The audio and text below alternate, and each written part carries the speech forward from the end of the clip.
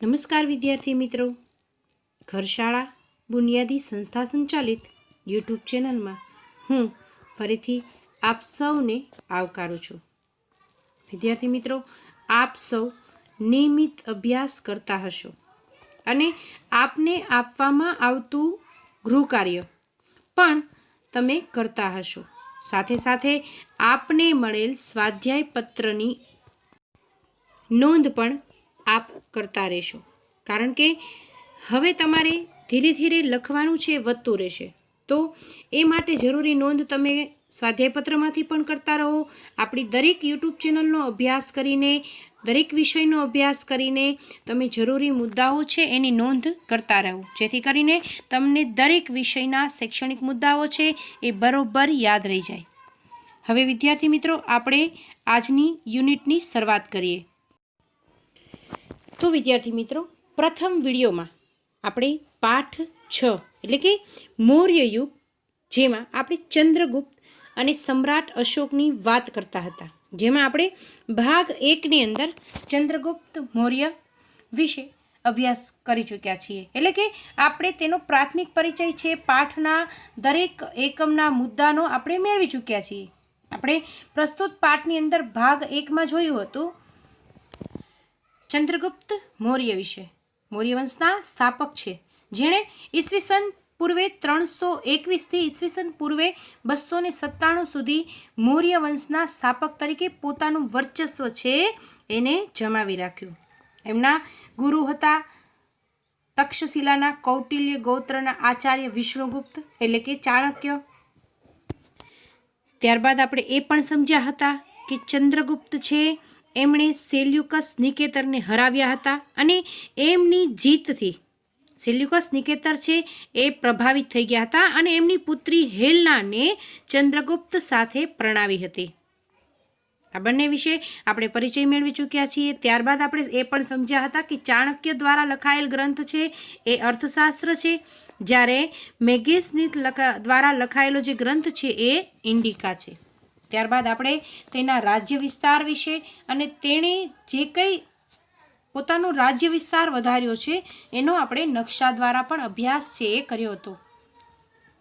ત્યારબાદ મૌર્ય વંશની જાણકારી મેળવવાના અનેક સ્ત્રોતોથી આપણે પરિચિત બન્યા હતા.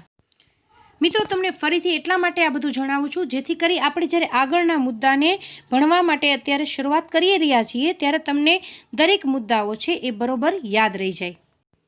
તો હવે આપણે ભાગ 2ની અંદર સૌ પ્રથમ સમજીશું ગ્રાન્ડ ટ્રંક રોડ, જેને GTR તરીકે ઓળખવામાં આવે છે. GTRનું ફૂલ ફોર્મ તમને એક વાક્યના પ્રશ્નની અંદર અથવા તો ખાલી જગ્યામાં અથવા તો MCQમાં પૂછવામાં આવે તો તમારે એનું ફૂલ ફોર્મ છે ગ્રાન્ડ ટ્રંક રોડ એટલે કે GTR. મિત્રો, અહીં તમે સ્ક્રીન પર GTRને જોઈ શકો છો. GTR એટલે તો કે એશિયા ખંડનો સૌથી જૂનો અને લાંબો મુખ્ય રોડ છે. તમને પ્રશ્ન થાય કે આપણે તો ચંદ્રગુપ્ત મૌર્ય વિશે સમજતા હતા, તો અહીંયા ગ્રાન્ડ ટ્રંક રોડ છે કેવી રીતના આવી ગયો? તો મિત્રો, આ રોડનું નિર્માણ છે એ સૌ પ્રથમ ચંદ્રગુપ્ત મૌર્યના સમયમાં થયું હતું. કોના સમયમાં થયું હતું? ચંદ્રગુપ્ત મૌર્યના. તે તામ્રલિપ્તિ થઈને તક્ષશિલા અને તક્ષશિલાથી મધ્ય એશિયાને જોડતો હતો. એ સમયે ગંગાના મેદાનથી ગંધાર સુધી આ રોડ છે એ વિસ્તરેલો હતો. માટે જ તમે જુઓ, એશિયાનો ખંડનો જે સૌથી જૂનો અને લાંબો મુખ્ય રોડ છે એ આ GTR કહેવાય છે. અને શેરશાહ સૂરીએ પણ પોતાના શાસનકાળમાં આ રોડનું પુનઃનિર્માણ છે કરાવ્યું હતું. સૌપ્રથમ ચંદ્રગુપ્ત મૌર્યના સમયમાં એનું નિર્માણ થયું અને ફરીથી પાછો શેરશાહ સૂરીએ તેનું નિર્માણ છે એ કરાવ્યું. આ રીતે અંગ્રેજ શાસનકાળ દરમિયાન ડેલાઉસીએ કોલકાતાથી પેશાવર સુધી આ રોડનું પુનઃનિર્માણ છે કરાવ્યું હતું. અને આજે તમે સ્ક્રીન પર જોઈ શકો છો કે વર્તમાન સમયમાં આ રોડ છે એ દિલ્હીથી કોલકાતા સુધીના રાષ્ટ્રીય ધોરીમાર્ગથી પણ ઓળખાય છે. તો આપણે સમજ્યા ગ્રાન્ડ ટ્રંક રોડ એટલે કે GTR, જેનું નિર્માણ છે સૌપ્રથમ ચંદ્રગુપ્ત મૌર્યના સમયમાં થયું હતું અને ફરીથી જે નિર્માણ છે એ શેરશાહ સૂરીએ કરાવ્યું હતું. ત્યારબાદ આપણે મૌર્ય વંશના સ્થાપકો પૈકી બીજા સ્થાપક બિંદુસાર, જેમનો સમયગાળો છે ઈસવીસન પૂર્વે 297 ઈસવીસન પૂર્વે 273. જો 321 ઈસવીસન પૂર્વે 297 સુધી ચંદ્રગુપ્ત મૌર્યએ શાસન કર્યું અને ત્યારબાદ બિંદુસાર છે એ મૌર્ય વંશના સ્થાપક તરીકે પોતાનું વર્ચસ્વ છે એ જમાવ. ચંદ્રગુપ્તના અવસાન બાદ તેનો પુત્ર, તો બિંદુસાર કોણ હતો? તો કે ચંદ્રગુપ્તનો પુત્ર હતો. ચંદ્રગુપ્તના અવસાન બાદ તેનો પુત્ર છે એ બિંદુસાર મગધની ગાદીએ આવ્યો અને દરેક પુત્ર છે એ પોતાના પિતાના મળેલા વારસામાં પોતાનું સામ્રાજ્ય છે એ જમાવે છે. એ જ રીતે બિંદુસારે પણ જ્યારે પોતે મગધની ગાદી ઉપર આવે છે ત્યારે પિતા ચંદ્રગુપ્ત તરફથી જે વારસામાં મળ્યું છે એનું વિશાળ સામ્રાજ્ય યથાવત ટકાવી રાખવા માટે તેની ભેટ પુત્ર અશોકને આપે. એ જ બિંદુસારની મોટામાં મોટી સિદ્ધિ છે એ ગણી શકાય. એટલા માટે હવે તમને પ્રશ્ન થાય કે વળી પાછો અશોક છે ક્યાં આવ્યો આમાં? તો બિંદુસારનો પુત્ર છે એ અશોક છે, બરાબર. જો સૌપ્રથમ ચંદ્રગુપ્ત મૌર્યએ શાસન કર્યું, ત્યારબાદ તેનો પુત્ર ગાદી ઉપર આવે છે બિંદુસાર, અને બિંદુસારે છે એ પોતાની સિદ્ધિ, પોતાની જે સામ્રાજ્ય છે એને ટકાવી રાખવા માટે એનો પુત્ર અશોક છે એને સમગ્ર સામ્રાજ્ય છે એ આપ્યું. અને બિંદુસાર છે એને 2 પુત્ર હતા, એક તો અશોક અને બીજો રાજકુમાર સુસીમ, જેના વિશે આપણે આગળ છે એ ભણશું. તો આ રીતે બિંદુસારની મોટામાં મોટી સિદ્ધિ તો કે અશોકને તેણે સામ્રાજ્ય આપ્યું. આ રીતે બિંદુસારના શાસનકાળમાં રાજકુમાર સુસીમની તક્ષશિલાના અને રાજકુમાર અશોકની અવંતીના રાજ્યપાલ તરીકે નિમણૂક થઈ. જો બંનેનું યાદ રાખજો, સુસીમ છે એ તક્ષશિલાનો રાજ્યપાલ હતો, જ્યારે રાજકુમાર અશોક છે એ અવંતીનો રાજ્યપાલ છે હતો. આ રીતે સુસીમના સમયમાં તક્ષશિલામાં થયેલ બળવાને નિયંત્રિત કરવામાં તે નિષ્ફળ રહ્યો, જ્યારે અશોકે છે આ કાર્ય સફળતાપૂર્વક પાર પાડીને બળવો છે દબાવી દીધો. બંનેની સ્થળ છે ખાસ યાદ રાખજો, તક્ષશિલાના રાજ્યપાલ તરીકે સુસીમ છે એ હતા, જ્યારે અવંતીના રાજ્યપાલ તરીકે અશોક છે એ હતા.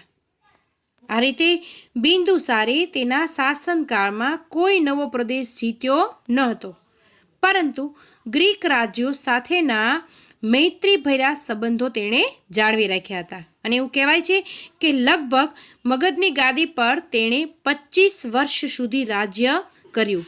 આપણે સમજ્યા બિંદુસાર વિશે, જે મૌર્ય સામ્રાજ્યના બીજા સ્થાપક હતા કે જેમણે ઈસવીસન 297 થી ઈસવીસન 273 સુધી પોતાનું વર્ચસ્વ છે એ જમાવી રાખ્યું. ત્યારબાદ મૌર્ય વંશના ત્રીજા સ્થાપક એટલે કે સમ્રાટ અશોક, જે બિંદુસારના પુત્ર હતા. તો સમ્રાટ અશોકે ઈસવીસન પૂર્વે 273 થી ઈસવીસન પૂર્વે 232 સુધી છે એ રાજ્ય કર્યું.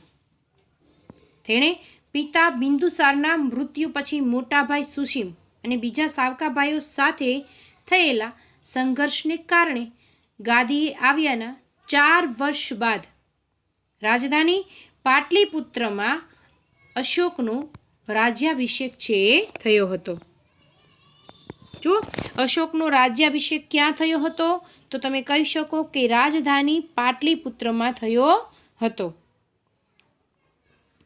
રાજ્યાભિષેક બાદ અશોકે પિતા તરફથી વારસામાં મળેલ રાજ્ય વિસ્તાર છે વધાર્યો. જેમ અશોકના પિતા બિંદુસારે પણ પોતાનો રાજ્ય વિસ્તાર છે એ વધાર્યો હતો, એ જ રીતે સમ્રાટ અશોકે પણ બિંદુસાર તરફથી મળેલ વારસો છે એને રાજ્ય વિસ્તારની દ્રષ્ટિએ વધાર્યો હતો, એનો વિસ્તાર છે એ કર્યો હતો.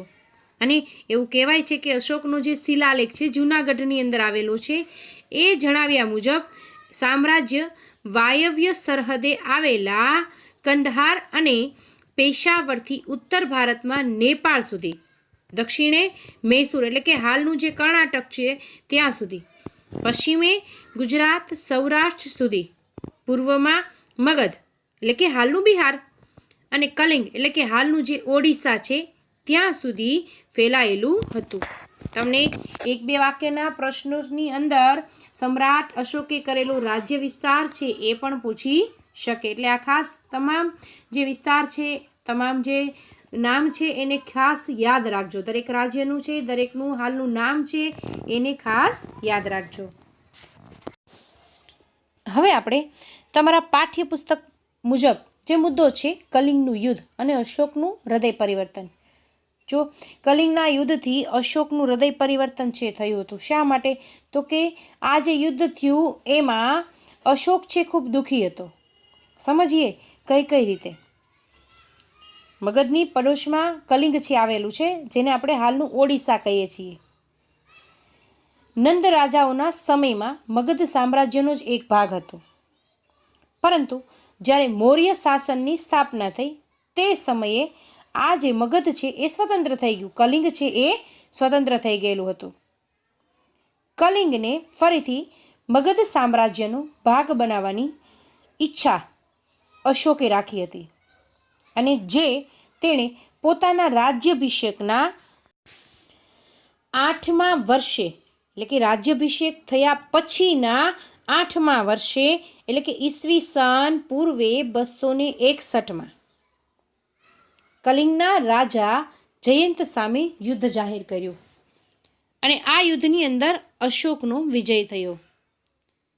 કલિંગના રાજા જયંત અને મગધના રાજા હતા અશોક, બંને વચ્ચે યુદ્ધ થયું અને જેમાં અશોકનું યુદ્ધની અંદર વિજય થાય છે.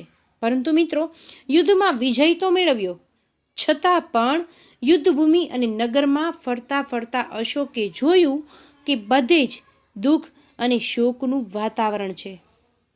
યુદ્ધમાં થયેલ ખુવારી અને સ્ત્રીઓ, બાળકોને રડતા જોઈને કલિંગ પર મેળવેલી જીતનો આનંદ છે એ ઓસરી ગયો.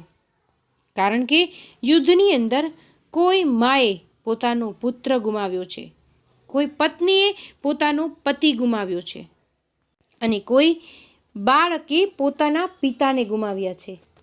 આ તમામ શોકનું વાતાવરણ જોઈને અશોક છે એની જીતનો આનંદ છે એ ગુમાવે છે. અશોકના મનની શાંતિ છે એ હણાઈ ગઈ. યુદ્ધમાં થયેલ ખુવારીને કારણે અશોકના હૃદયમાં ભારે સંતાપ અને પશ્ચાતાપની લાગણી છે જન્મી.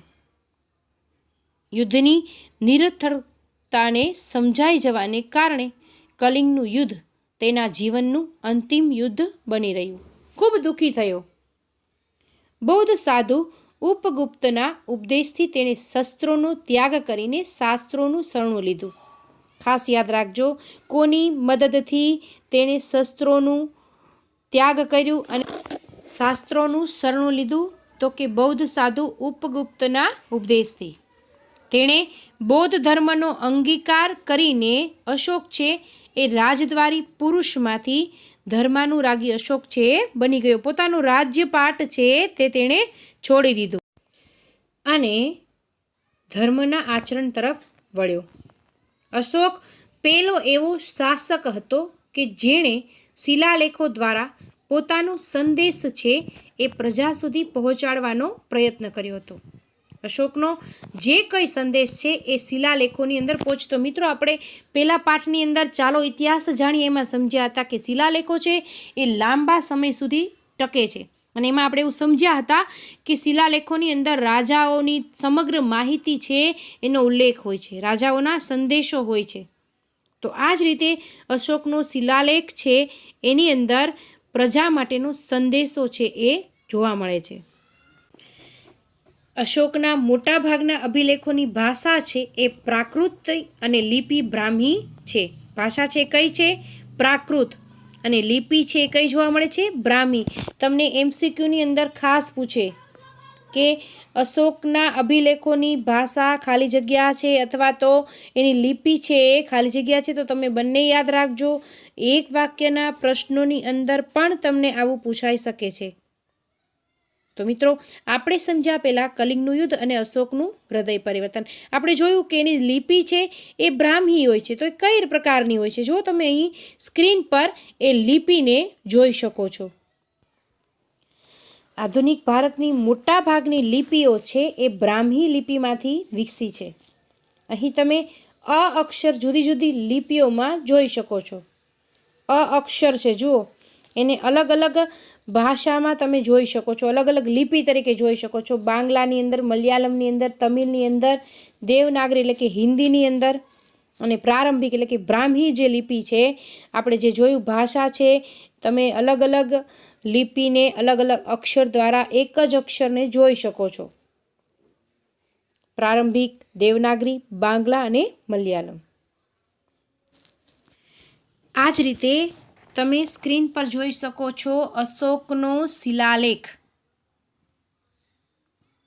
જો જે લિપિ તમને જોઈ શકો છો પ્રારંભિક એટલે કે બ્રાહ્મી, એ જ લિપિમાં લખાયેલો અશોકનો શિલાલેખ. એની અંદર ભાષા છે પ્રાકૃત છે ને લિપિ છે એ બ્રાહ્મી છે. અશોકનો શિલાલેખ જૂનાગઢની અંદર આવેલો છે અને લગભગ આપણે પહેલાં જે વિડીયો બનાવ્યો છે ચાલો ઇતિહાસ જાણીએ, એમાં આપણે એનો વિગતે પરિચય છે એ મેળવી ચૂક્યા છીએ. તો વિદ્યાર્થી મિત્રો, આજના વિડીયોમાં આપણે અહીં સુધી રાખીએ છીએ. આજે આપણે શેનો અભ્યાસ કર્યો? તો કે સૌપ્રથમ આપણે ભાગ 1નો જે ભણી ચૂક્યા છીએ એનું પુનરાવર્તન કર્યું.